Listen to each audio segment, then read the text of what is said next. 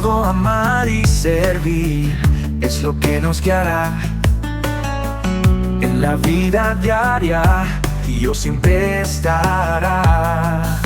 En la pausa ignaciana ven a descubrir que en cada rincón a Dios puedes sentir. Todo depende de ti, en cómo decides vivir. Ayudarte a encontrar a Dios es la misión.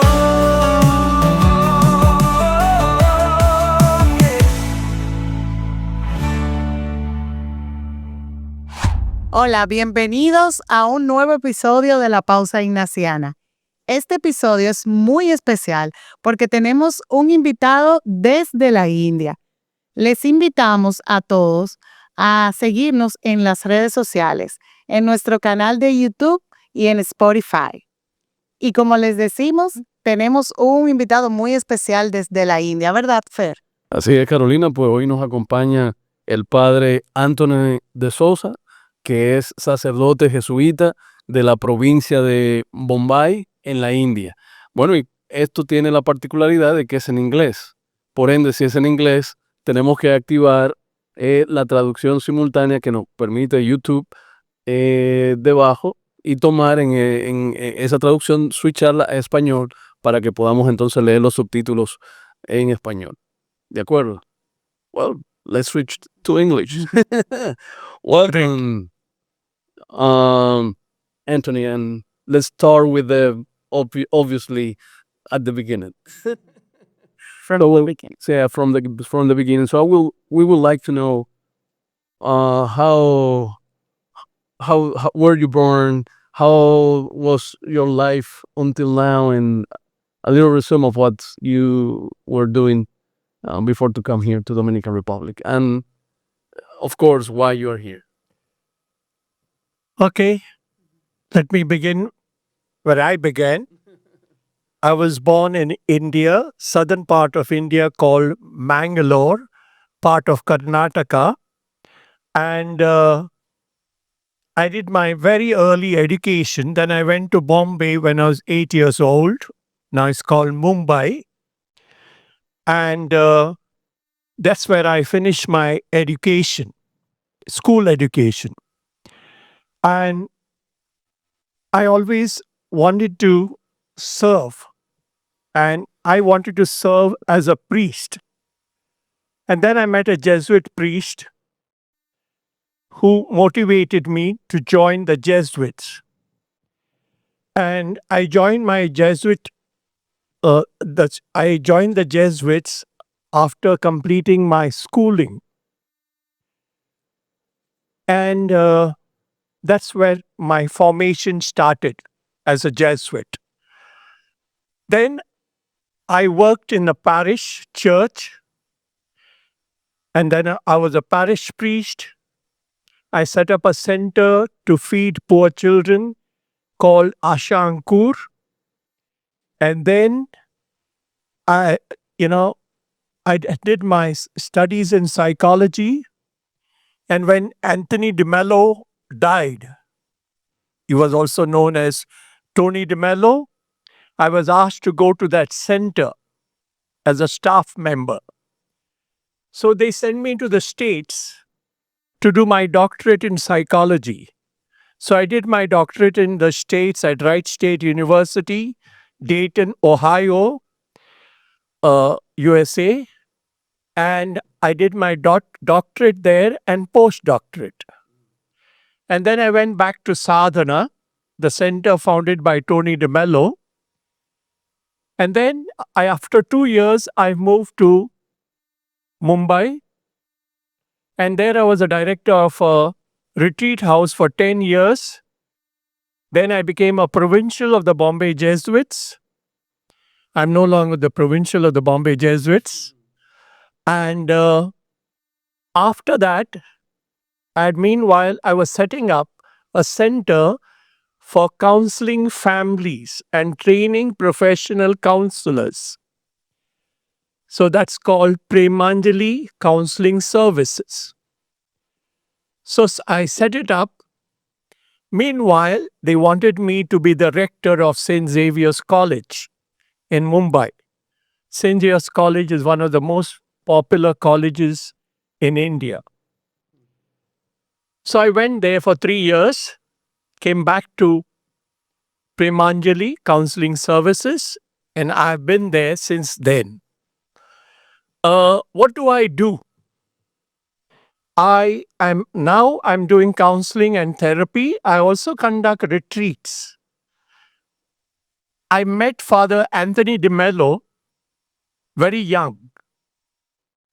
After my 2 years of novitiate, and he's the one who influenced me a lot. So he was my counselor as well as spiritual director. Wow. And I continued with him for 20 years until he died. 20 years. 20 years. And then, meanwhile, I was interested in growing spiritually and psychologically. And I was trying to integrate psychology and spirituality. And this came together in 1997. I started giving it in the form of seminars, then eventually as retreats. And the people in the United States, particularly Denver, where I did my internship for my doctorate, were interested in me coming to US and conducting programs. So from 1997 till the time of COVID, I used to come every year, Every year? for 1 month, travel around US and conduct different programs for different groups, depending what the group is. I've conducted programs for the youth, for professors, for couples, for families. Hmm. So that's what I've done. So Rudy, who invited me, Yes. had attended one of my programs. And then he invited me to conduct a couple of programs in Miami. I conducted there, and this time he asked me whether I can come to Dominican Republic. So here am I. That's why you're here. Yes.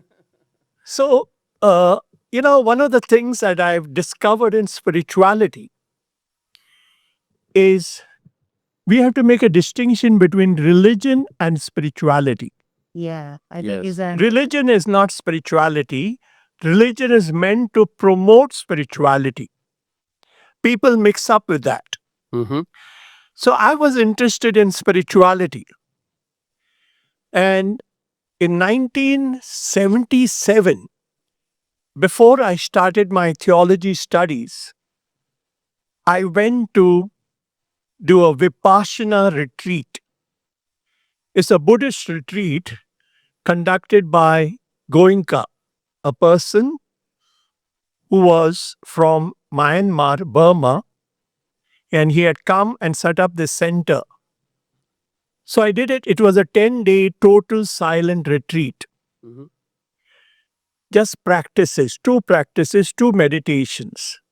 For 3 days, we did anapan, that is breathing, and 7 days vipassana, that is body sensation from your head to your toe. After I did that, I wanted to know the inner dynamics of vipassana. What is making it work? So I experimented a lot because we religious and priests are lucky. We get 8 days for retreat, annual retreat. So I used those 8 days to experiment with myself. And then I came into an understanding of mindfulness and awareness and its power in our lives. Hmm. In our lives. In the recent past, I discovered a connection between neurology and mindfulness, the brain and the practices. yes. Hmm. Yeah. So that's what I do, I give programs to help people to become aware of themselves, because this is one quality you and I as human beings have, which animals don't have. We have evolved from animals. We have come from animals, but what makes us human Different. is our capacity for mindfulness, choicefulness, and love. Animals don't have the capacity that I'm talking about. They cannot become self-aware of themselves. Exactly. They don't know what they are. They do things by instinct. Easily. They follow the principle of reward and punishment, Yes. pleasure and pain. Whatever that gives them pleasure, they move towards. Whatever gives them pain, they move away from. Whereas we have the capacity to become self-aware. I can become aware of my things that I do automatically or habitually. I can become aware of that. I can become aware of my emotional reactions. Emotional reaction, positive and negative.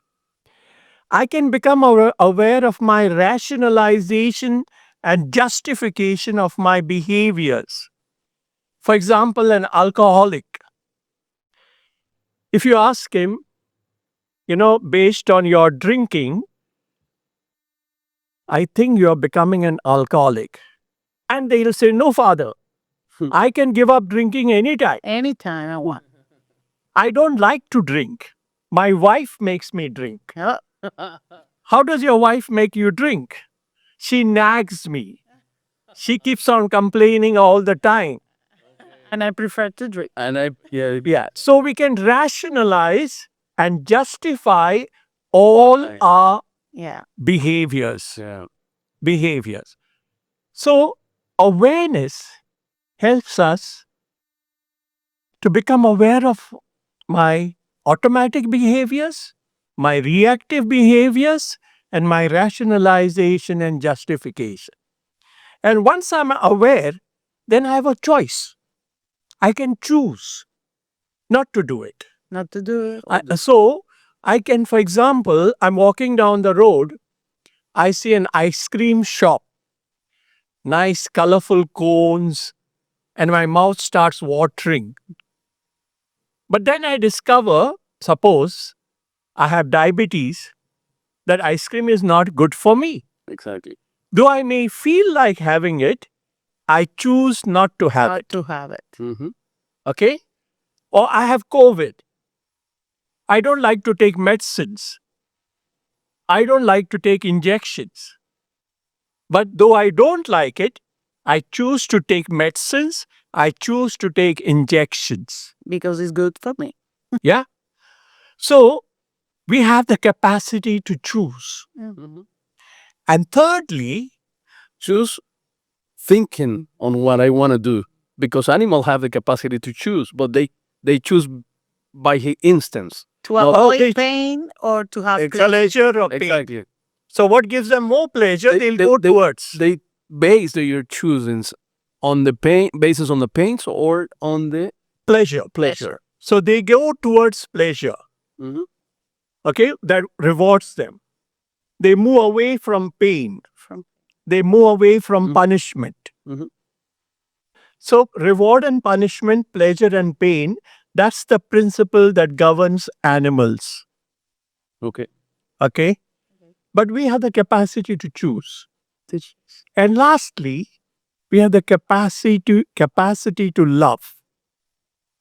Now, I'm not saying animals cannot love. What I'm talking about is human love. Human love. So, what does it mean to live mindfully or in awareness? Is to, as a human being, what does it mean to live mindfully, choicefully in love? That's what it means to be fully human. Okay. Fully human. Got it. Very nice. And we have questions for you. How do you see the relationship between Ignatian spirituality and modern mindfulness practices? You know, Ignatius studied according to what was available at his time. But what Ignatius wrote was based not so much on studies, but from his own experimentation, Yeah. personal experimentation. And he made a lot of mistakes, but he learned from his mistakes. Exactly. Mhm.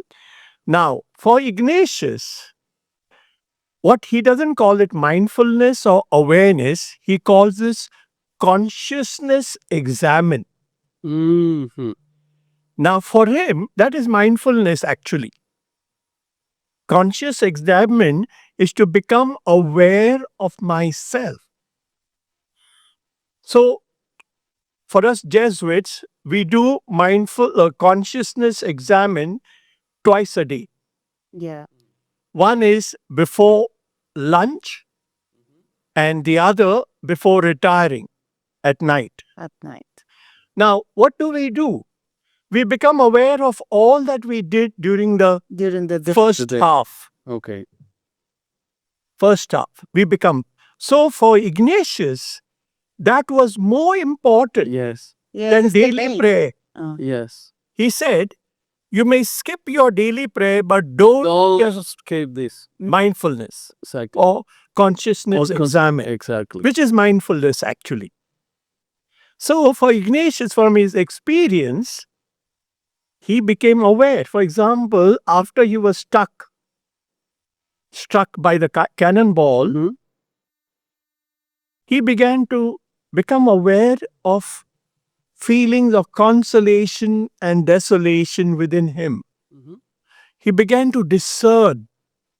And awareness or mindfulness is very important for discernment. Of course. Very important for discernment. And in spiritual exercises, discernment is very, very important. Discernment. So they are related. Yes.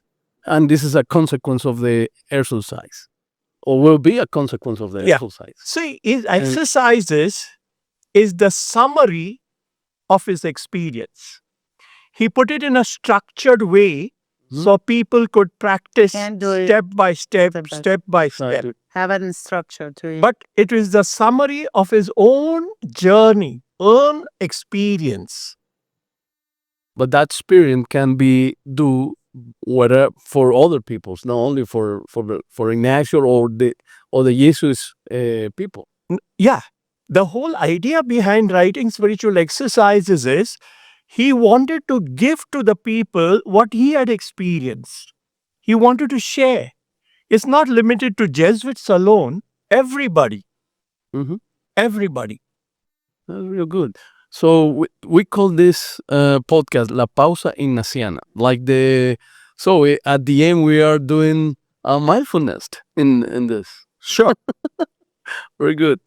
So is that the way that mindfulness can help us to go deeper in the spirituality?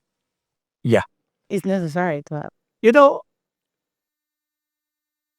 if you look at our religion, Christianity, Catholicism, Catholicism. Mhm. what are we doing? We go for Mass. We have novenas. Mhm. We go on pilgrimages. Okay? We do all these practices. Now, we also spend time in prayer. Our Father, Hail Mary, all those prayers. I have no difficulty with this.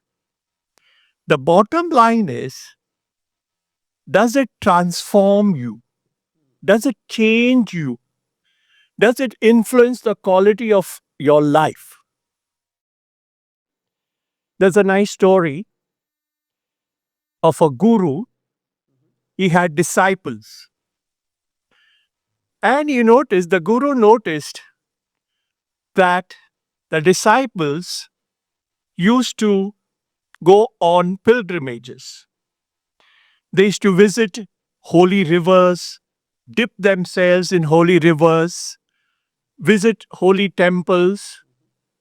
So one day he called one of his disciples and said, do me a favor. Take this couple of bitter gourds. Bitter gourds is a vegetable. Okay. It's very bitter. Take these bitter gourds, and since you are going on a pilgrimage, dip them in all holy rivers and take them to all the temples you are visiting. And the disciple said, sure, no problem. So when the group comes from the pilgrimage, this disciple hands over the bitter gourds the guru had given. So he calls another disciple and said, please cook this for me. Make a vegetable of it. And the disciple does that and presents the dish to the guru. So he dips his finger and puts it on the tongue.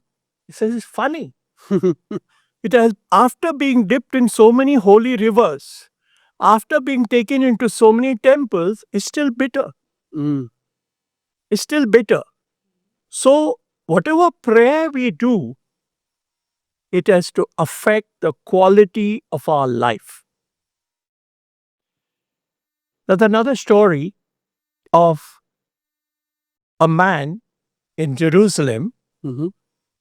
There's a wailing wall there, wailing wall where they come and pray before that wailing wall. Nearby, there's a hotel, and a woman is staying in that hotel. She's a reporter. And she sees this man coming thrice every day to pray before the wailing wall. He comes in the morning and he prays. He comes in the afternoon, he prays. He comes in the evening, he prays. And she thinks, this may be a nice opportunity to get a story which she can write in a magazine. Mhm. So she goes to interview him. And she says, sir, I've been seeing you come every day, 3 times. 3 times a day, and you pray. What do you pray for? He says, in the morning, I pray for peace in the world. In the afternoon, I pray for peace within my family members. And in the evening, I pray for peace in my heart. How long you been doing this? For the last 25 years. Wow. Wow, what's it like? For the 3 times a day for the last 25 years, what's it like? He said, it's like praying to a wall. Praying to a wall. So the question is, how does whatever prayers we do, how does it affect the quality of my life? Exactly. Does it make me more caring, more compassionate, more open, more generous, more forgiving? So at the end, it doesn't matter if you go to pray 3 times a day if you don't change your heart. Yeah. So then, prayer is a means. Now you have this pen. Mhm. What is the purpose of this pen? Right. Suppose you paid $100 for this pen. If it doesn't write, what's the use of it? I don't need it. Right. So it's a means to write. It may look very decorative. Ultimately, it has to write. Prayer is a means to take me into union with God. To union with God. Union with God. Prayer is a means for that. So we need to examine what means we are using, and does it help me to get in touch with God? My experience with God. And as a result of which, I'm transformed. Exactly. Yeah. I'm a transformed. Yeah. Because we are reflecting the God ways, right? Correct. You have another question? No, I Oh, good. Well, I have someone here that more currently what we were talking about. A lot of people see the mindfulness as something pretty secular. And how do you integrate it into faith and Jesus traditions, this concept? Good. You see, I used to practice mindfulness or awareness, vipassana. I used to practice it. And I could see the change in my own personal life. But recently, in the last maybe 10 years, I came across writings about neurology, which I had studied as part of my doctorate.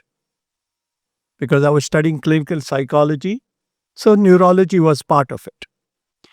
And then I realized the connection of mindfulness and compassion. Hmm. Let me give you Yeah. what I'm talking about. Yes, please. Yes. That is what we call, today we talk about EQ, emotional quotient. And when No we- IQ. No, no, EQ. EQ. Yeah, that's the difference. That's Yeah. why. We're Now, not talking today, about EQ. IQ, I'm sorry. today EQ is more important than IQ Totally. when totally. you're employing people. Yes, Mhm. correct. Why? What is that EQ? Because this is the reaction that the people have in front of a conflict or whatever. Correct. For the event, So Or any events that they have. Daniel Goleman, Correct. Daniel. he spoke a lot about emotional intelligence. Yeah. Now, they talk about executive brain. Executive brain. And that executive brain is the prefrontal lobe. This is the frontal lobe. Yeah. Inside there's prefrontal lobe. They experimented with monks. They attached microelectrodes to their brain cells, Mm-hmm. and when they sat to meditate, those cells would light up in the Was prefrontal lobe. activated. Mhm. They also experimented in terms of the connection, that is dendrites, between the neurons or brain cells and the volume. After 20 or 21 days of regular meditation, they became stronger. Wow. Connection became stronger. Mm-hmm. Now, what does that mean in practice? So, suppose, this is not mine, that is a psychotherapist, neurologist, psychiatrist called Dr. Daniel Siegel. Okay. He gives a model of the brain. Mm-hmm. This is the part of the brain that is connected with my automatic behaviors. Yes. If you put your thumb across, this will be the middle brain, which is connected with my emotions. I'm not going into detail with this, just for clarity. And if you put your fingers down, this would be the frontal lobe. That's the human brain. Mm-hmm. And so inside is called prefrontal lobe. Now, prefrontal lobe is the executive brain. It is the brain that helps me to make decisions, Yeah.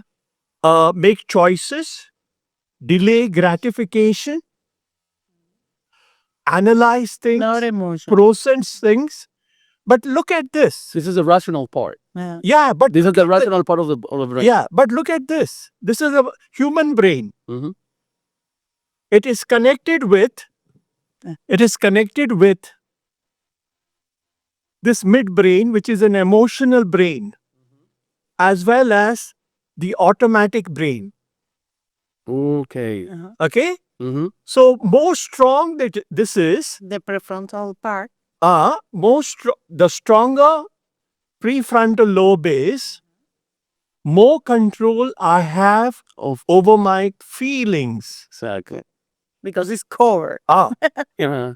Con- Yeah, exactly. I You're can covering- handle my feelings. You are giving security to the. I can to the- become aware Exactly. You of my feelings. Mm-hmm. I can choose how I want to deal with those feelings. Yeah. Okay? So Easy. Now it's easy. now it's easy to understand. Now you follow it. Yeah. So similarly, the things I do automatically, habitually. So it is in link with this is habitual, automatic. So I become aware I'm automatically doing this. Then once I become aware and I ask myself, do I want to do it? No, I can choose. When I'm doing things automatically, I have no choice. So it is this brain that my practices, spiritual practices, strengthen this. Yes. And there is also a part of the brain called insula. Insula. It's part of the prefrontal lobe, which is connected with compassion. Oh. Okay. So spirituality and neurology are meeting. Hmm. Yeah. Practices are helping me neurologically to deepen my connection with God. So, compassion, can we say that compassion is a result of knowledge, this process? Actually, compassion is a result of my union with God. Okay. Yeah. So, Is the result. Is a result. exactly, if you are close to God, you will have compassion to everyone, Correct. or for the world, Correct. and the whole world. So one of the things I use awareness for is for people to become aware, to understand why they are the way they are. Suppose you get angry, you feel jealous. Yes. Then All the time. No, but I got it. Because I see He's angry and I'm jealous. all the time. All the time. okay. Now the question is, we often say, you will say, no, I shouldn't be angry. I'm not going to be angry. This is not I will good. love my wife. Or you'll say, this is affecting my relationship. I'm not going to be jealous. Yeah, exactly. Now, can you control your jealousy? My husband is a good husband, so I don't have to be jealous for. Yeah, but that is risky. But your jealousy won't disappear. Yeah. Your anger won't disappear. No. You'll only suppress it. I always surprise. You'll push it down. So that whole idea is to understand why we are the way we are. Yeah. That is awareness, part of awareness. To understand why we are the way we are. So the first step is to know each one. Yeah. The autoconocimiento. You know, Jesus says, I am the way, the truth, and the life. I like to rephrase it and say, follow the path of truth that will take you to the fullness of life. Fullness of life. We are meant to be joyful people. Yeah, that's Joyful people, not fearful people. Cool. But our life is governed by fear. yeah. Why? We need to ask ourselves why. And we realize, though we belong to human species, functionally, we are more like animals than human beings. So, in other words, the analogy for this is adolescence. You know who is an adolescent? Who has left the shore of childhood but hasn't yet reached the shore of adulthood. Exactly. He's in the middle. In the middle. So we have left the shore of animalhood in our evolution, but not yet reached the shore of humanhood. We are in the middle. Now, what is the dominant feeling for animals to survive? The instant. Yeah, more than that. The feel. Without fear, animals won't survive in the wild. Exactly. And by evolution, we have got that fear. Mm-hmm. Okay? Well, even God have feel. Even God, Jesus, Jesus. got feel. But I believe he I don't know whether now we won't complicate theology. Okay. I'd like to see this because it's very interesting. Jesus is fully human. As a human being, he had fear. Exactly. Okay. Do you think he passed this when he understand why he's come to the earth? Uh, let's put it this way. Mm-hmm. We don't know much about Jesus except his 2 or 3 years of public life. Exactly. Now, I was curious to know what was he doing all these years till he reached, say, 30 or so. What was he doing? I think, this is my personal opinion, Yes. it's not theology or whatever it is, he was a seeker, searching like you and me. And when did the transformation takes place, change in him? Either it was a culmination like St. Ignatius that led to spiritual exercises, or it was a momentary experience that transformed him. And what was that experience? His baptism, where he saw himself as a son in intimate relationship with God, whom he called Abba. Mm-hmm. As a son in intimate relationship with the Father, whom he called Abba. He discovered his true self. And it's inside him. And that discovery transformed him, changed him. Mm-hmm. He discovered the power of love in that relationship. And rest was overflow of that. Yeah. Overflow of that.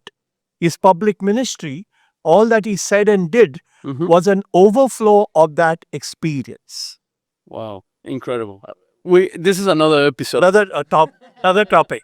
You have a lot to say, ask, and on Well, mindfulness. Yeah, but this is gonna be another episode, maybe in India. Okay. We're gonna go to the. When you- Well, finally, I would like to just my last point.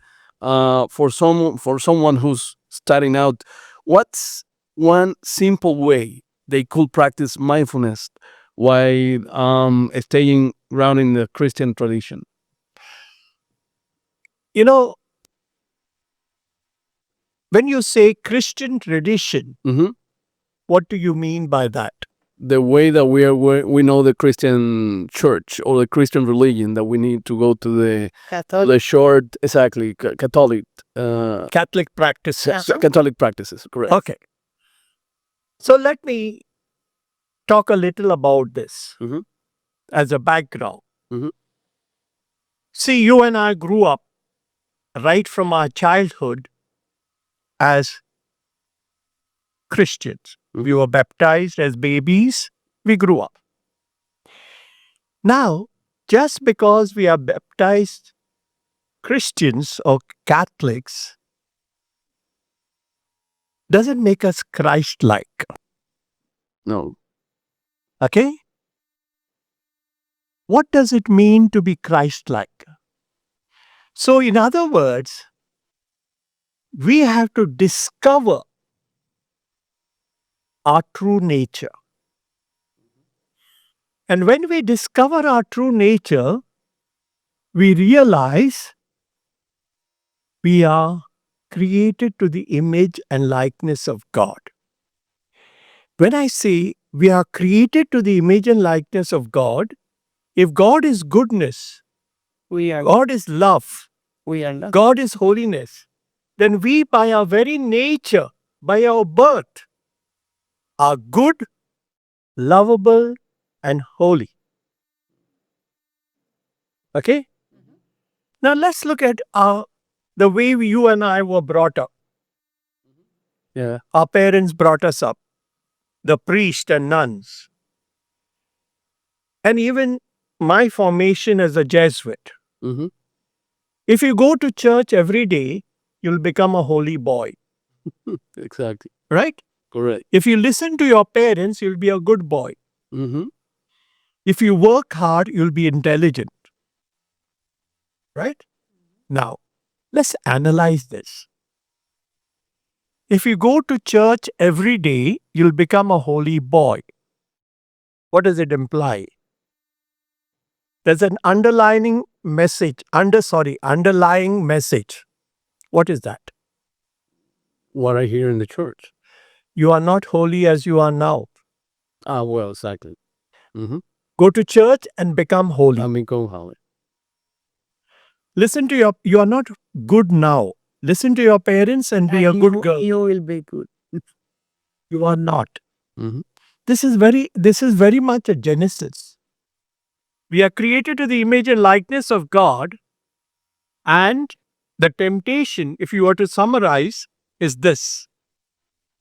If you eat the fruit of the tree, you'll become like God, which is a lie. But we were already God. Yeah, so that's a lie. That's a lie. So we accepted that lie. Uh-huh. Like you and I are trying to become somebody. We are trying to get value. Now, one person gets value by becoming rich. Another one becomes powerful. Another one has possessions. So, in other words, we are caught up becoming. So, every time you try to become holy, you try to become good, you're trying to become lovable, what are you underlining? You are not, you are not, you are not. Mm-hmm. It's counterproductive. It produces the opposite results. Exactly. So spirituality is not to become good, not to become lovable, not to become holy. Spirituality is to discover my goodness, what God has made us. Discover my lovableness. Discover my holiness. So as a result, that will be a good boy. That will be So, a good person. Then we are ready. That goodness will flow from. Exactly. So when I discover that I am created to the image and likeness of God, that's my true self. Mm-hmm. And then when I discover the true self, I realize that self is grounded in the larger self, which we call God. So we are in union with God. All that we have to do is discover, Yeah. become aware, Become aware. mindfulness. Yes. Got. Now you see the connection? Yeah. Perfectly understood. Okay. Well, we have to stop now and say goodbye. So thank you, Tani. Thank you so much. Thank you so much. We know that you are very. You have a lot of activities and you take some time for us. Thank you. Thank you very much. Thank you so much. Thank you for inviting me. It was a pleasure. Okay, and we'll see you in India. Bueno, pues muchísimas gracias por acompañarnos otra vez. De verdad que hemos disfrutado mucho de este episodio. Les invitamos nuevamente a recordar seguirnos en nuestras redes, en nuestro canal de YouTube y en Spotify. Gracias. Todo amar y servir es lo que nos guiará en la vida diaria, y Dios siempre estará. En la pausa ignaciana ven a descubrir que en cada rincón a Dios puedes sentir. Todo depende de ti, en cómo decides vivir. Ayudarte a encontrar a Dios es la misión.